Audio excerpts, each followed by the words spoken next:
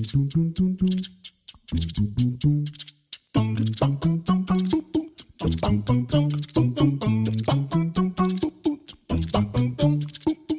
hi there everyone, my name is Michael Kalecki and right now I'm in Barcelona.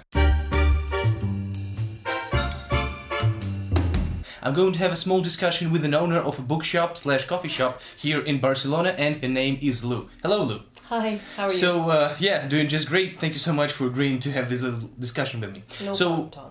The very first question I would like to ask, could you please guide us through some of the key, I don't know, moments in your process to owning your own bookshop in Barcelona? Because originally you're not from Spain, right? No, I'm originally Irish, but I've lived here for a long time. I've been in Barcelona for 11 years, and I was actually working in audiovisual production, but I wanted to leave that and do something different. And one of the people I worked with, Bertha, wanted to do something different as well. I've always loved books, but I always had the idea of a book space that had somewhere that you could sit down and relax at the same time. They're quite common in the English-speaking country, but not so common here, so I thought it would be a good idea. And when, when was what was the time span between you originally thinking, hey, it might be a cool thing to own your own bookshop with a friend, and actually owning it, buying the place, etc. And getting everything. I think it was probably about a year and a half to 2 years to do it, but we worked very hard almost immediately. As soon as I had the idea, I thought, no, this is something I have to do. So we got together very, very quickly and started making plans. We stopped working at the audiovisual place and to look for the license and some of the funding and to look for the books and the architects to help us and everything. It was about a year and a half, the whole thing. And this idea, it came to your mind when you already moved to Barcelona, right? Yes, I'd already lived in Barcelona for about 5 years at that stage. So I lived in Barcelona, so I knew Barcelona very well, but Bertha is from here, so she's a native Catalan. So it was very, very useful as well to have someone who, understood even more than I did the culture. Even though I spoke the language, it is very good to have someone who's a local as well. I can imagine that. So, as I've discovered when meeting, some people from other countries, specifically owners of bookshops, it's a very good thing when you have a partner, a business partner, right? A person who can maybe cash in, so add some money to the table when you are purchasing your first books, when you are purchasing some equipment, when you are putting your money for the rent. But is it possible to do it, just theoretically speaking, on your own, or is it always or almost always a good strategy to find someone who can help you out? I think it's always a good idea to find somebody else, not just because Bertha was a native and she was from here, but also apart from the money and the practical things that you have to invest in a business, you need time in your head, your own space. It is an awful lot of pressure to be thinking about it, and if you can share that pressure, that internal pressure, it is always a good idea as well. Just for decision making, it is always good to be able to talk something out with someone else, who has the same interest as you, the same invested interest as you, apart from the money and everything else, Okay, okay. It to have a kind of psychological support even, I think is very, very useful and very helpful. In that sense. I'm sure it's possible to do it on your own, absolutely. But then you will need support because it's something that you need to put everything into. You need support anyway. So that's true. We're pausing for just 10 seconds. I need to turn off my phone so nothing happens. It's so cool when you can use editing.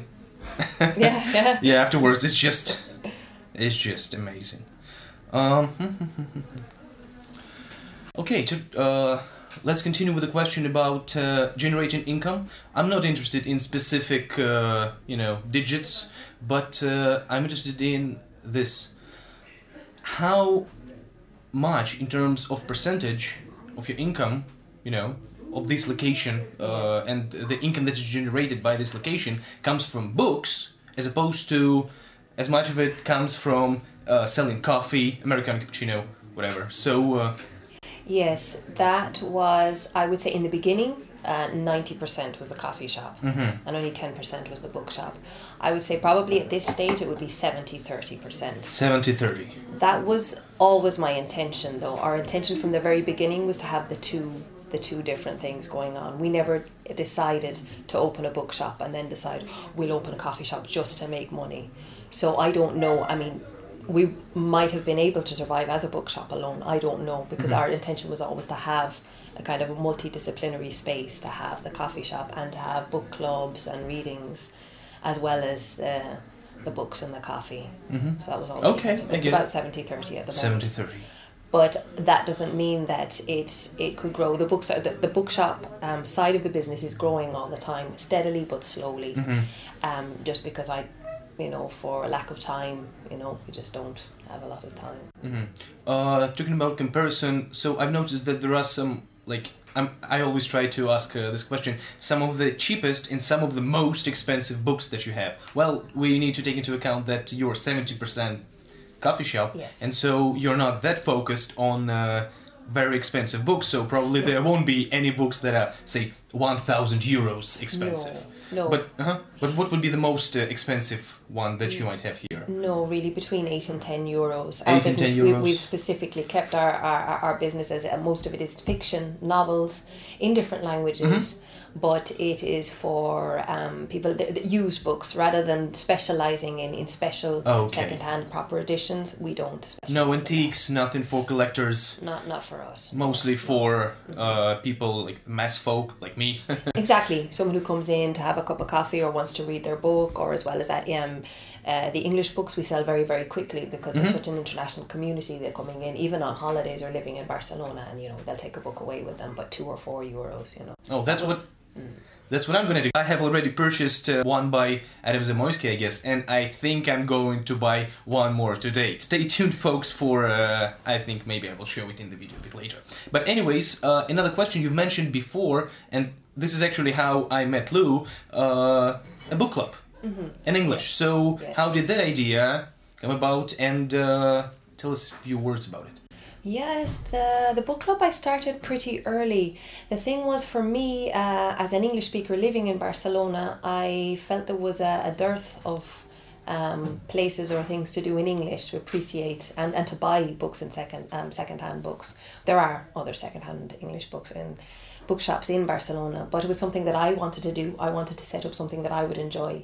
We also have a book club for graphic novels, and we have a book club for feminist literature as well. But I thought, as a native English speaker, and I studied literature as well. My degree was literature, so I've always had an interest. And really, it was a case of, this is something that I'd like to do for myself. So I started in the first year that we opened the place, and it's been steadily growing. The group has kind of consolidated itself more and more every year, and it's nice because it is a very international group. Oh yeah, that's the advantage of English. There are people from everywhere. Like Australia, the States, Germany, here, South America, Israel, that's UK, crazy. Ireland, yeah. It was just a tremendous experience, and once again, thank you so much for hosting something like that, because this is one of those highlights that I had during this trip in Barcelona. Oh, that's for sure. Well, thanks for coming. Well, one of a few more questions, and then we're gonna be off. So we discussed it right after the book club, the fact that places like this one, when you go around the world, you see them and they kind of look similar. What's your comment on that? Do you think it's a good thing? Do you think it's a bad thing? Do you think that it's inevitable?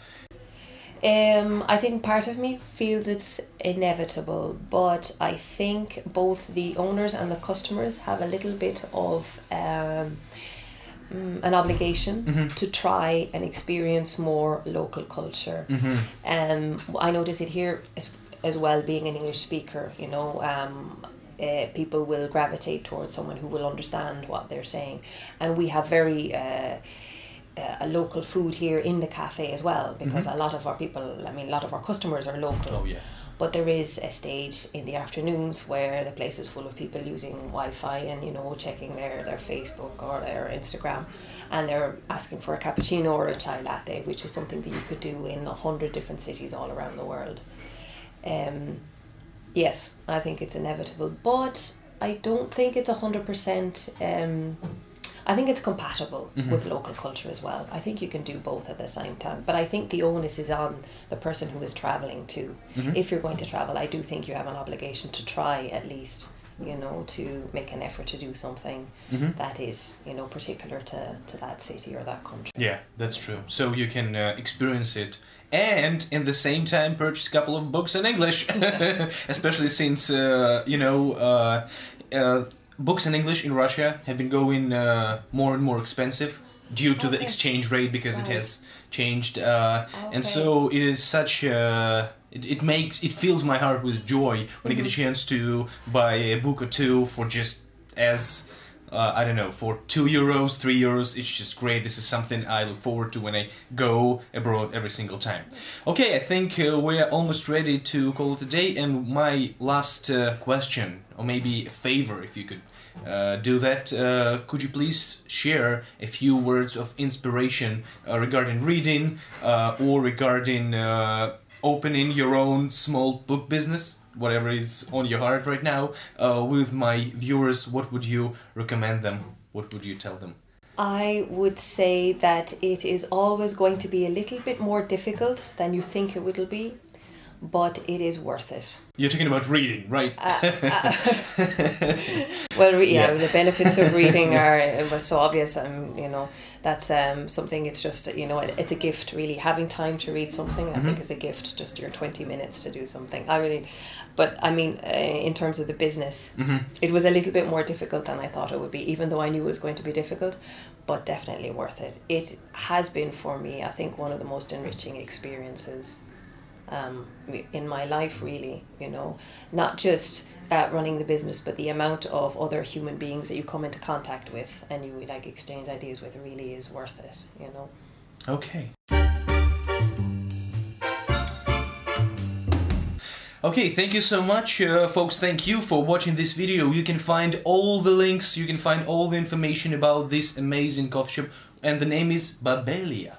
Right? Yes, so if you do come to Barcelona, when you come to Barcelona, please come here, check out the place, order yourself a cappuccino, buy yourself a book, and please tell Lou that Michael Kaletsky says hi. That's it. Lou, thank you so much for this video. Thank you so much for this interview. Folks, I will see you so soon. Bye-bye. Bum bum bum bum bum bum bum bum